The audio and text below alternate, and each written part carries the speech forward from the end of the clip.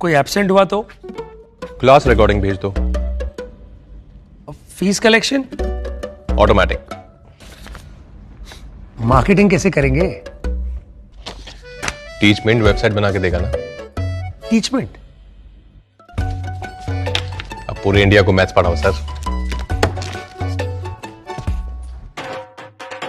चाहे जैसी भी जरूरत हो, टीचमेंट पे टीचिंग आसान है। आज ही डाउनलोड करें टीचमेंट, इंडिया का नंबर 1 टीचिंग ऐप। सेमेस्टर के संदर्भ में ये रखा है कि जहां प्रथम और तृतीय स्नातक क्षेत्र में और स्नातकोत्तर में प्रथम सेमेस्टर की परीक्षाएं हो चुकी हैं, वहां स्नातक द्वितीय और चतुर्थ सेमेस्टर तथा स्नातकोत्तर द्वितीय सेमेस्टर के अंक प्रथम तृतीय सेमेस्टर के अंकों के आधार पर निर्धारित होंगे तथा मिड टर्म और अंतरिम मूल्यांकन के आधार पर भी उनका निर्धारण किया जा सकता है। ये दूसरी जो प्रावधि थी कि जहां पर जो विषम और सम सेमेस्टर की परीक्षाएं संपन्न नहीं हुई दोनों की, वहां पर मिड टर्म और आंतरिक मूल्यांकन के आधार पर विषम और सम सेमेस्टर के परीक्षा परिणाम और जो अंक अंतर्वेशन से निर्धारित किए जा सकते हैं। इसी तरीके से स्नातक स्नातकोत्तर पाठ्यक्रम के अंतिम स्नातक सेमेस्टर की परीक्षाएं संपन्न कराई जाएंगी। स्नातक पंचम सेमेस्टर और स्नातकोत्तर तृतीय सेमेस्टर की परीक्षाएं जहां पर संपन्न नहीं हुई हैं, तो अंतिम सेमेस्टर में प्राप्त अंकों के अंतर्वेशन से पूर्व सेमेस्टर के अंक निर्धारित किए जा सकते हैं। कहने का तात्पर्य यह है कि अगर सेमेस्टर की परीक्षाएं कहीं पर हो चुकी, ज़्यादातर जगहों पर जो सूचना मिली है विश्वविद्यालयों की कई जगह पर हो चुकी हैं, कुछ सेमेस्टर की, कुछ की नहीं हुई हैं। अगर प्रथम की हो गई है तो उसके अंक द्वितीय में सम्मिलित कर लिए जाएंगे और द्वितीय को प्रमोशन दे दिया जाएगा और प्रथम का जो रिजल्ट है वो उसकी ली गई परीक्षा के अंकों के आधार पर निकलेगा। जहां पर परीक्षाएं नहीं हुई थी और पिछले अंक भी प्राप्त नहीं हैं, वहां पर परीक्षा को कराने का निर्णय लिया गया है।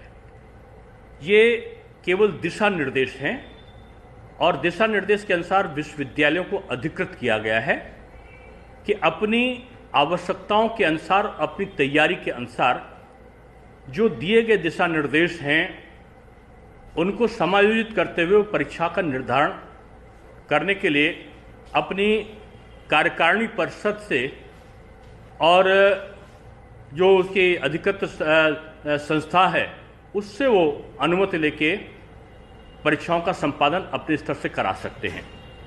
वार्षिक जो परीक्षा पद्धति है उसके संदर्भ में जो दृष्टिकोण रखा गया है कि प्रथम वर्ष की परीक्षाएं जहां संपन्न हो गई हैं वहां उसके अनुसार रिजल्ट निकाल दिया जाएगा और द्वितीय वर्ष को प्रथम वर्ष के आधार पर नंबर दे दिए जाएंगे, स्नातक में भी और स्नातकोत्तर में भी। लेकिन अगर स्नातक का जो प्रथम वर्ष का मान्य परीक्षा नहीं हुई है तो स्नातक को हम प्रमोशन दे देंगे और द्वितीय वर्ष की परीक्षा को भी हम संपादित करेंगे। स्नातक और स्नातकोत्तर तृतीय वर्ष की परीक्षाओं को लेने का निर्णय लिया गया है। तो इन परीक्षाओं को लेने का जो निर्णय लिया गया है, जो जहां पर परीक्षाएं नहीं हुई थीं या जहां पिछले अंक हमको नहीं मिल रहे हैं, जहां मिड टर्म नहीं है, जहां असाइनमेंट्स का हमको जरिया नहीं मिला है, वहां हम परीक्षा कराएंगे। जहां पर हमको पिछला रिकॉर्ड मिल रहा है वहां हम प्रमोशन देने की कार्रवाई कर रहे हैं। हमने जो यहाँ पर प्रायोगिक परीक्षाएं हैं उनको हम संपादित नहीं कर रहे हैं। उनके जो अंक और लिखित परीक्षा में हम जो अंक आएंगे उसके आधार पर प्रायोगिक परीक्षा के अंकों का निर्धारण होगा। जो स्नातक या स्नातकोत्तर में वाइवा लिया जाने का प्रचलन था वो ऑफलाइन नहीं होगा, ऑनलाइन वाइवा लेने का हमने निश्चय किया है कि वो ऑनलाइन वाइवा लेके परीक्षाओं को निकालेंगे।